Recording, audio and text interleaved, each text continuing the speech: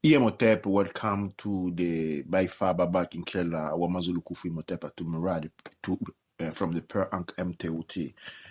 Today in our English session, we have one of our young sister with us that's a lovely called JJ.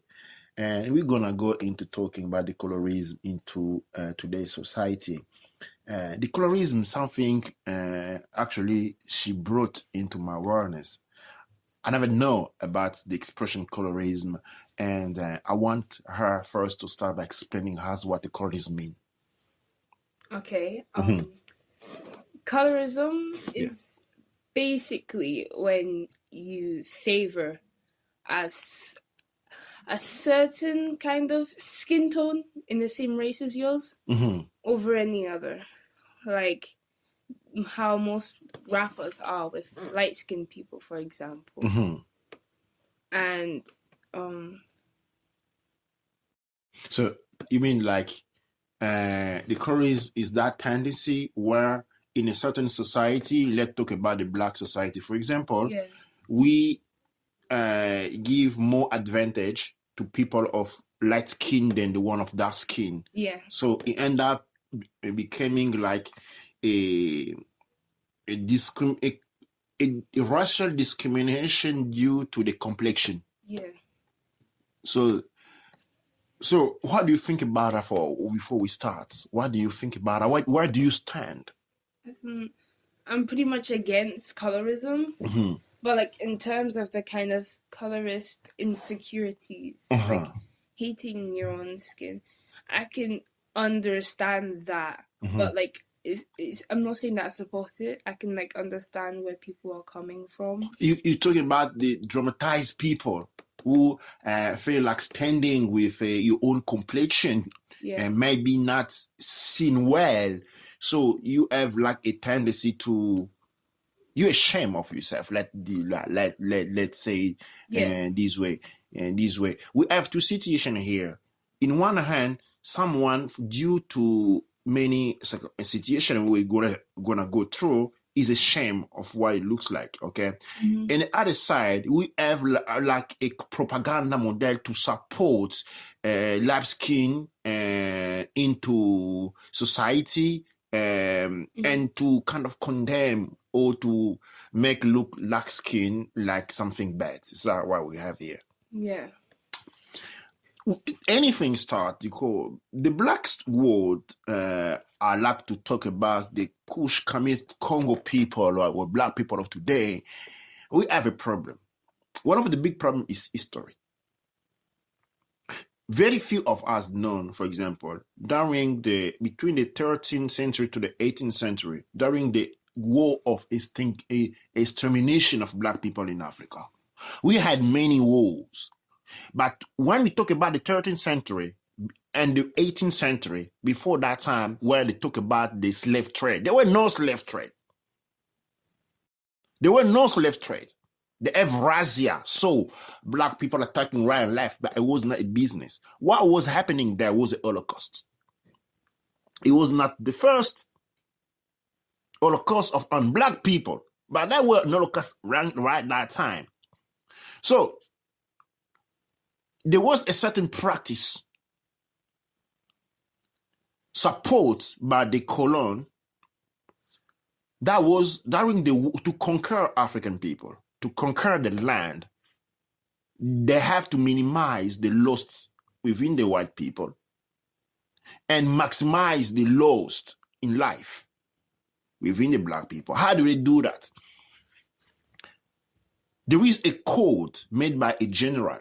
I don't remember recording them now because we have the code of the indigen code. We have another code. That code was a general that came up with the philosophy or the idea to convert Black people into white people mentality. How do they do that? Bringing them present. Religion. You say? Religion. Yeah. A lot of things. So that people start believing that, okay, being Black is being superior, okay? And then if you're not white, No, being white is being superior. Okay, they buy into the false doctrine. Okay, so if you can look like the whites, okay, and then you be superior, they start by dressing like them, okay, and they end up lightening the skin to look like the master, and then the hair, because they were traitor. Those people were the people who were attacking African kingdom. Many of the African kingdom went put down by black people themselves, the one who bought. So, like the story of Shaka Zulu and how he got betrayed by his brother. Exactly. So, but when we talk about, they say one people, we never been told there were not black people. There were plenty of people who bought the story brought by the master. Okay. So from that very old time, we developed already two ways. The story of resistance of black people and the story of the traitor. The traitor eventually get in charge because they go along with the master, and once they end up into the mental state of basically seeing the white man as a god. What I mean God? When I say God is something. Yeah, you worship something because you want to become like it. That's the key of worshiping. The worshiping actually is a process, is a mental process through which you become something. You see me? Mm-hmm. The worship is not for you to singing every day. The worship is you to hire your mind so that it can fusion with the mind of the object or the personality you're worshiping. So you can manifest the kind of role? Exactly. So that faction of black people end up in a very strange cult. The cult of worshipping the white people. They worship white people mentality. They worship white people machine go through Jesus.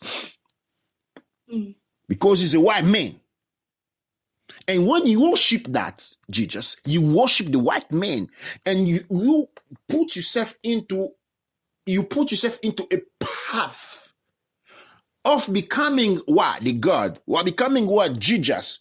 My Jesus is a white man. So if you worship Jesus, it's because you want to become like him. And because the image of Jesus Christ of the white man, you're becoming a white man. And I always thought that the image of Christ was just like some sort of actor or something. Yeah, he's an actor. Yeah. Okay, he's just an actor. That if like the real Jesus was to like be portrayed, he'd be portrayed as a Middle Eastern man, if not a darker skinned man.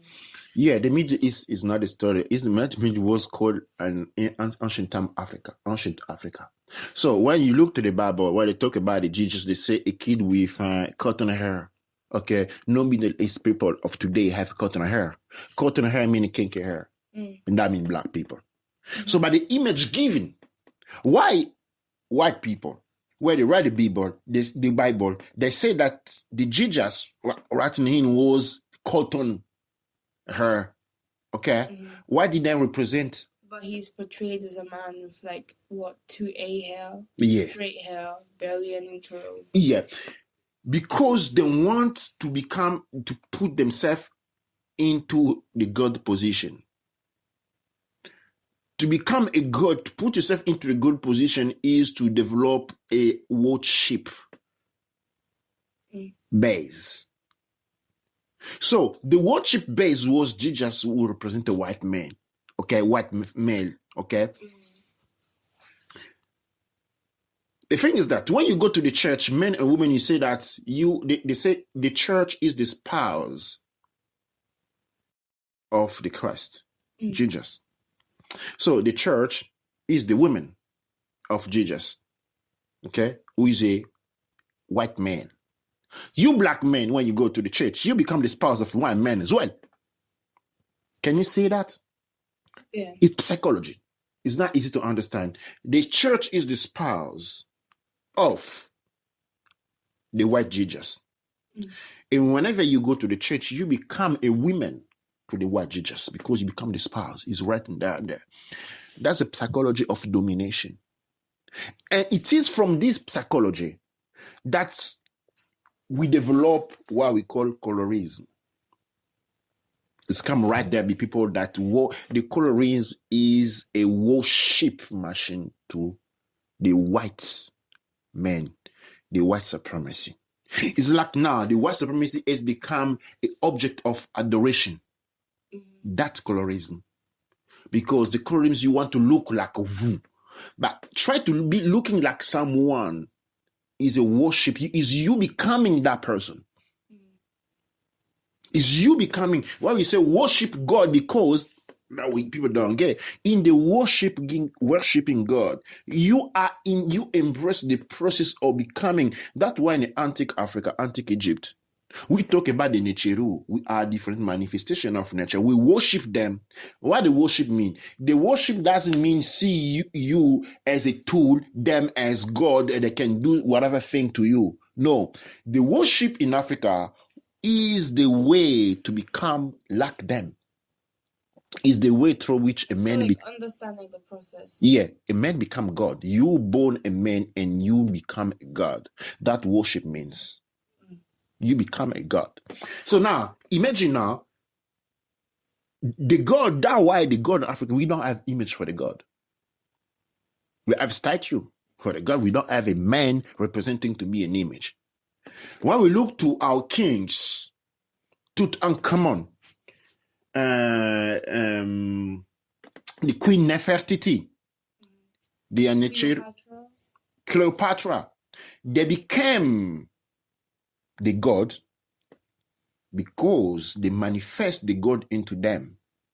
Because through the worshipping the God, they become the God, but not to rule over us, but to be an example for us to become God as well. So in the white man now mentality, worship is a king who's kind of have power over the people who they do what he want them to do as he do. It's not an example. So when we end up into the mentality of worshiping Jesus, it's not you trying to become as you, even though you try to become like Jesus, what happen? You become a white man. Because Jesus and that is a white man. He's a white damn man. So the worship into Jesus is the worship to become like a white man. So wrong that way of you becoming the white man, you end up here in colorism. You end up right there in colorism because Jesus is a white man, the more like him, so the black people as the more lightened skin are more close to Jesus. So the one who have the darkened complexion are far away from Jesus, and you need to modify yourself, curl your... So it's seen as like impure. Impure, yeah, exactly. So you need to destroy yourself for the joy of the even. You need to kill yourself. You need to kill your body. But to become that. So the colorism situation is not only a society situation, it's a very deep spiritual and cultural problem. Because, I give an example. When you go to the white men, they are not all what? The same. They're not white the same. You look to the northern people, they're likely to be whiter than the one in the south. Is there a problem for that? No. In the white society, they don't say that, okay, because you're more whiter, then you higher than the one who's less whiter. They used to act like that, though, especially in Britain. Like, Victorian people used to drink, like, I think it was vinegar and stuff, and used to carry around parasols all the time to keep their pale complexion. Yeah, that I may understand, but not today. It's not a Yoshi. You know, you can carry it, but if you come from Italy, the south of Italy, and you come from, for example, the Norway, the complexion is different. Okay, but nowhere they're gonna say, oh, this one is more white, this one's less white. There's no problem from that. Okay, a person coming from we know that someone coming from Italy or Spain is likely to be tan skin. Okay, do whatever they have tan machine today, they do tan themselves. Okay, so if tanning your skin to become darker, okay, that way the tan machine isn't it? Yeah. It's expensive one. They tan the skin to become whiter and to become darker. It's not a problem to them. Why to us? Now the contrary need to be. So why not? If white skin people need to tan to skin to look beautiful, so why not black people can tan skin to look more darker, more beautiful? Because if they tan to the skin to become more beautiful because they're darker. So if I'm more darker than that, so I'm more beautiful. So the measure of beautiness go on the dark skin. Yeah. Isn't it? So the more dark skin it is, the more beautiful you are. That's why they have machine for that. So for everyone else, it works. For Oyibo, it works. But when it comes to us, we have the opposite of it. It's kind of like an illusion. Yeah, it's an illusion. The problem comes not from the understanding, but it's a philosophical misunderstanding because we don't know the story. The story of the false kind of premise. Yeah, we don't know the story of the traitor, okay, who the one, okay, who sold Africa, killing their own brothers and sisters for some. Didn't they start with prisoners of war? Like, didn't they start like selling them away first, and then when they were in more desperate need of money, they started selling civilians. And then afterwards, when they were like, no, this is enough, I can't take anymore, they were just forced to like come to Britain or Europe or Asia. What are you talking about? From what people are you talking about? I'm talking about like, the people that were in charge, like chiefs and stuff. Like, would they not get like people that were prisoners of war? Would they not like sell them first? Yeah, the prisoners of war have been sold first. Many of the one who refuse to become traitor, they've been sold into slavery. Okay, first they were captive of war. Okay, so they've been given two opportunity to be sold into slavery in Europe, to go to be embarked in Europe, or to betray, to be working for them, to destroy your own people. So the one who has been sold a slave will know the story. But the story of the one who betrayed, we don't know that. After the army of black people managed to destroy many of African empire, and they be given place as presidents, So we have been ruled from the 60s to today in Africa by traitors. And the traitor mentality, which is now a philosophy, a tool that we express itself in through colorism, is the problem we're having now. And we as African people, we as the Black Kush kamit civilization, we need first to deal with that. We need to deal with that.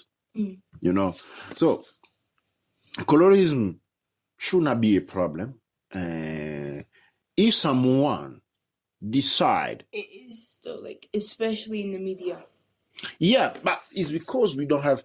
We need to understand one thing. For us to be respected, we need to have strength in our own home.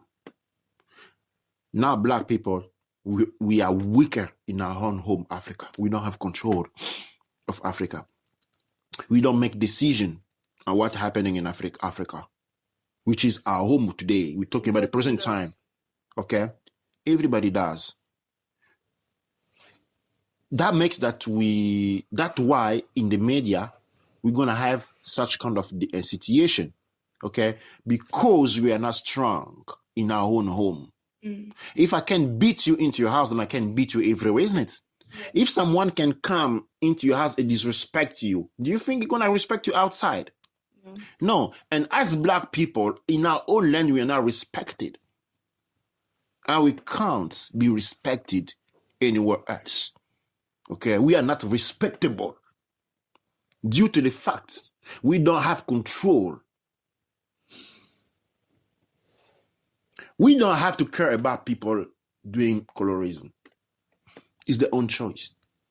But what is important to understand what the problem came from. The problem came from the lack of consideration came from the people who feel like they come lighting the skin to look like Oyibo come from the fact we are not come from the fact that we are not respectable. We are not respectable because we don't make the decision our own home. Other people make the choice for us. Other people take decision for us. As a result,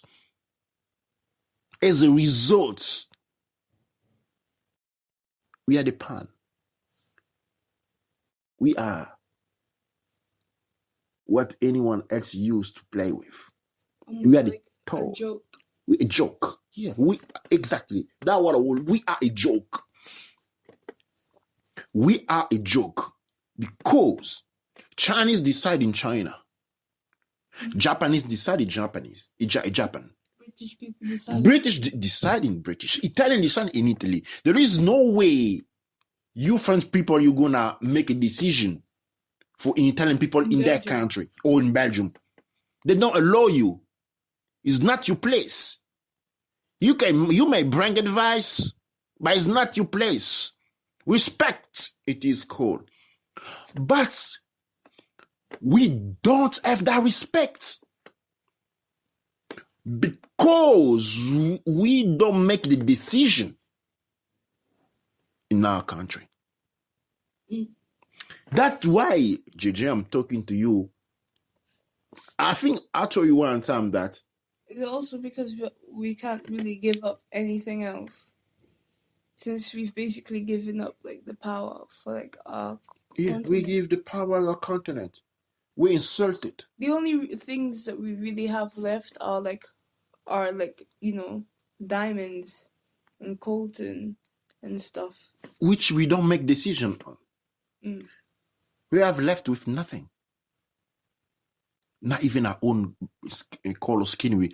Because we get rid of our land, giving to the Oyibo. We get rid of our resources, giving them to Oyibo. We get rid of our own body, coming to work for them. Anyone even want to get rid of our skin, giving to them today. We try to be our bodies to science. Exactly. Or being organ donors. Exactly. So we need activists like you. Nkrumah died. Yeah, long time. Mandela is dead. We need Mandela dead. We have the African story, only one name and women. We know that women have more strength than men. We know that the women are more powerful than men. It's a scientific thing that we can discuss. In the brain, you have two hemispheres that are linked with bands. Okay? Women have more linked than men. They make the mind more powerful than a man. In centuries in Africa, we only have one woman. Between the 19 to up to now, only one. When Mandela is dead, there's no one to take the place. The place is empty. But from the main side, is not greener. We lost Nkrumah. We lost Sekou Touré. We lost Sankara. There is nobody to take the place. For Africa to be free. The freedom of Africa is respect for us. As long as Africa is not free, we're not respectable. We need to put that in our mind. As long as Africa is not free. And we're also impressionable. You say? We're also impressionable. Absolutely. That's why we need activists. Activists for the African freedom. Because they make a pathway. If one person starts doing something, another person will. Yeah. Then another. If one person starts, how are they going to follow up? But do we need that? We just need that one person. We live in the dreams of the past, talking about Malcolm X, talking about Dr. King, talking about Nkrumah, talking about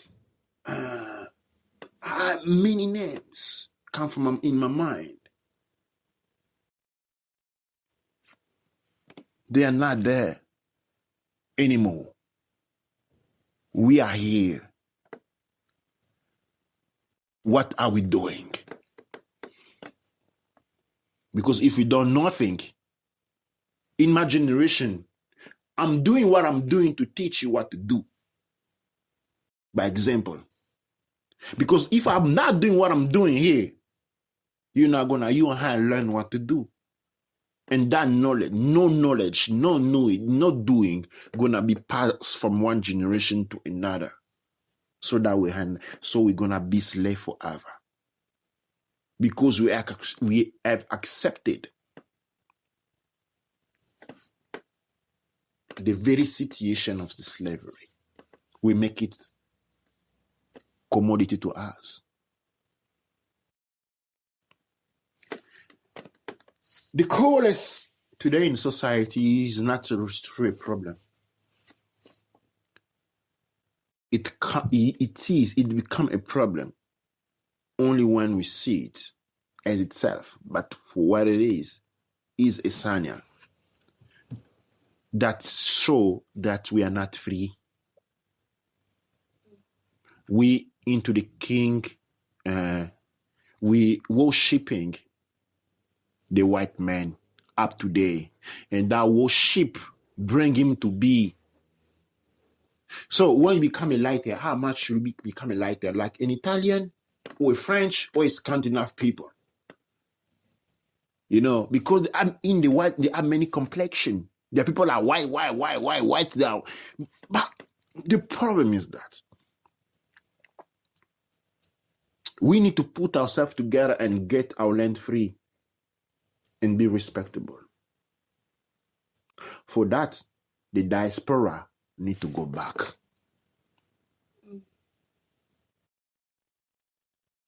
The diaspora needs to move back in Africa in mass, to work together, to know how to defend our land together, and only then we're going to be respectable.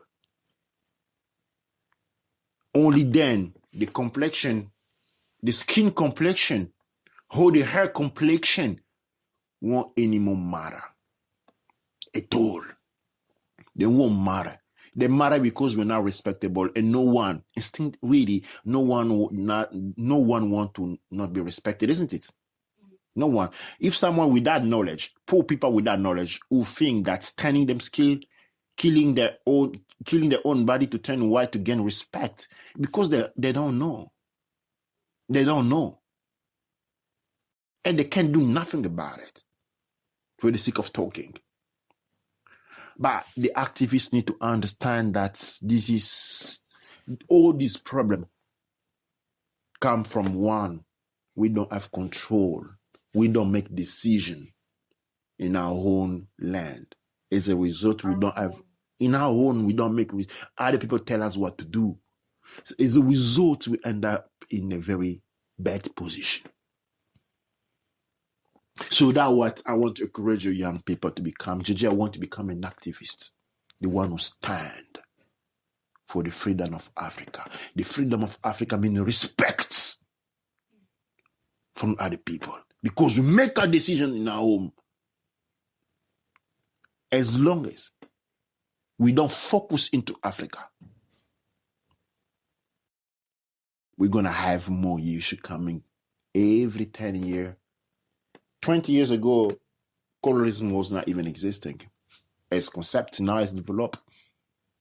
I mean, what about like the brown paper bag thing, though? What does it mean, the brown paper? So basically, Come close. Mm-hmm. So basically, people that were lighter than a paper bag could go into certain places, or the same color as a paper bag. They were allowed to go places, and I think that's kind of like it's one of the things that triggered colorism in like maybe America and like Europe after slavery. So like I think it was a thing, but wasn't as prominent. Like now it's just blatant now. I would say that back then it was a social engineering. They were preparing it. Like segregation. Yeah. You know, they want us to make us weak. Okay, to make us weak, they need to divide us. And the black complexion has been used as an excuse to bring more disassociation. Back then, you need to understand that back in the past, the white people in Africa, they portray themselves as God, as they're trying to do today, you know. And then many people end up into the trap of believing that they were God. That kind of reminds me of there have been many cases of people who who've had these little cults that believe that the end of the world was coming. A white man, I think he went to Africa. He told people that the end of the world was nearing, and they believed him. Lots of people believed him. Yeah, definitely. And he made them all kill themselves, along with himself. The people who didn't kill themselves were shot. Yeah, that's true. That no far away in the time than like less than 6 months ago, there was a young European white man who looked like the Jesus in the picture, who went in Africa, in Kenya, going around asking people to give him money because he was Jesus. And can you imagine that was happening in 2019, and people were giving him money because they believe he was Jesus, the Son of God. Now, I want you from a psychological understanding or innerstanding to measure the impact of believing that a God is white. It's weakening. It's weakening you. It's not giving you strength. People think that God gives you strength. No, the image of Jesus doesn't give you strength. It weakens you because it makes you feel like you nothing. With that, I'm not running into the believing that God is something. God is everything and nothing. Imagine a God. What do you think dog think God is? I don't think they believe in God. Yeah, they do. Everything is a creation of God. It's not a question of believing, it's perception. God is not a question of believing, it's perceiving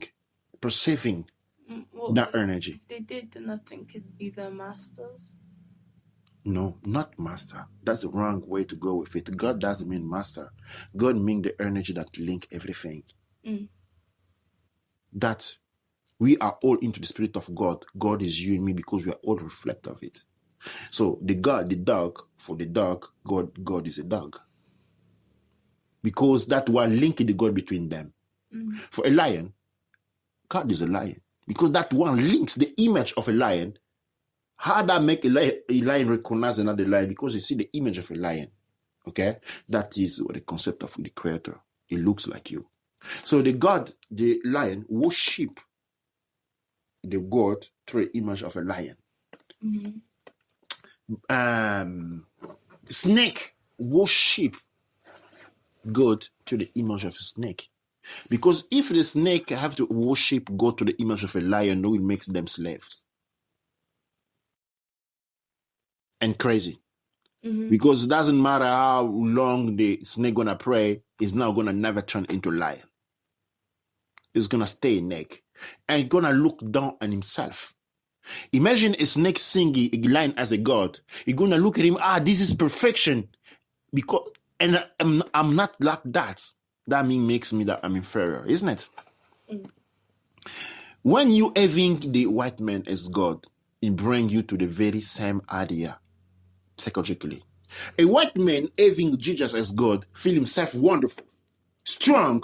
We say the image of God is just like me.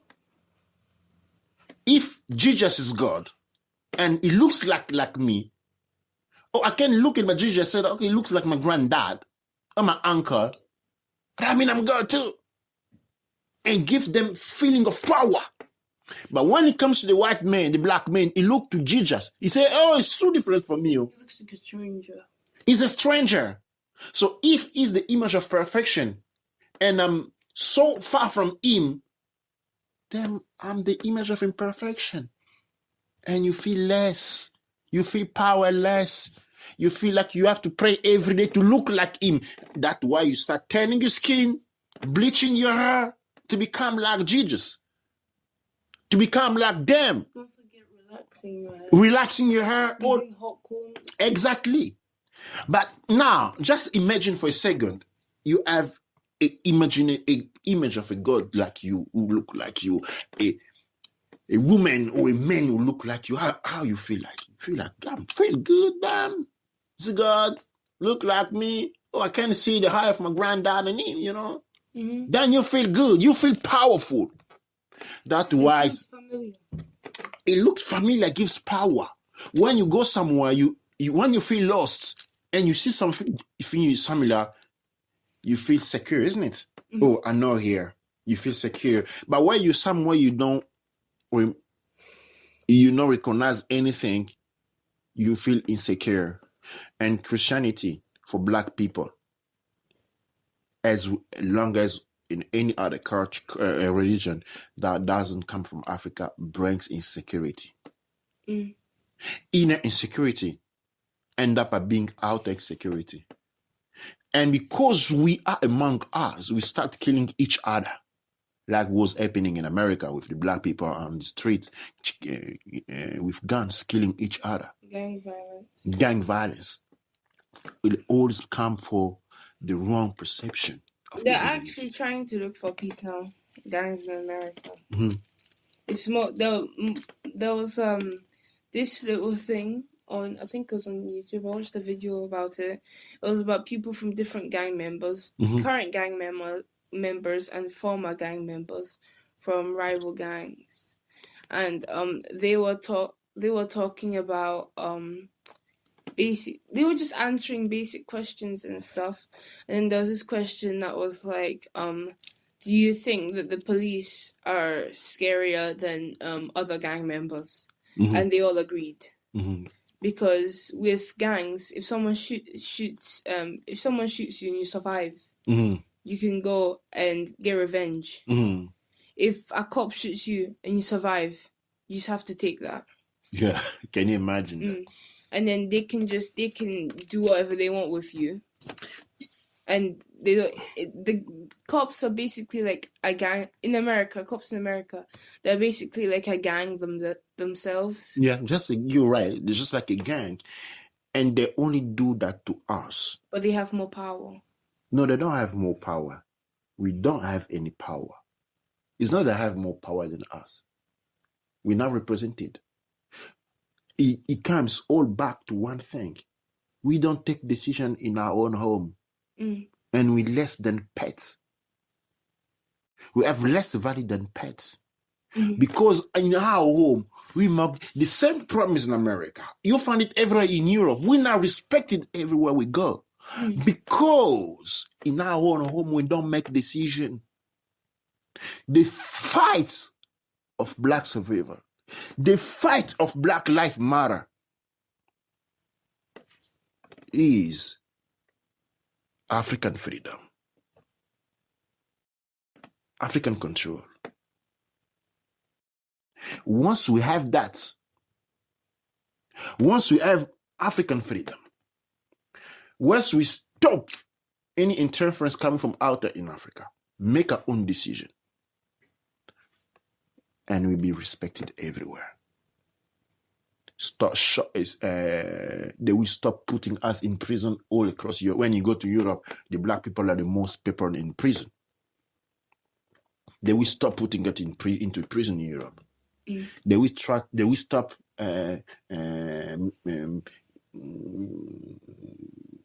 misrespecting us with the immigration laws. Mm. Because if my house is beautiful, I don't care about your immigration law. We just, what? You don't want me to home? I go home, back home. Man, it's not what you say. If you go bang, if you go knock into your friend's house, you open the door, you say, "I not let you in."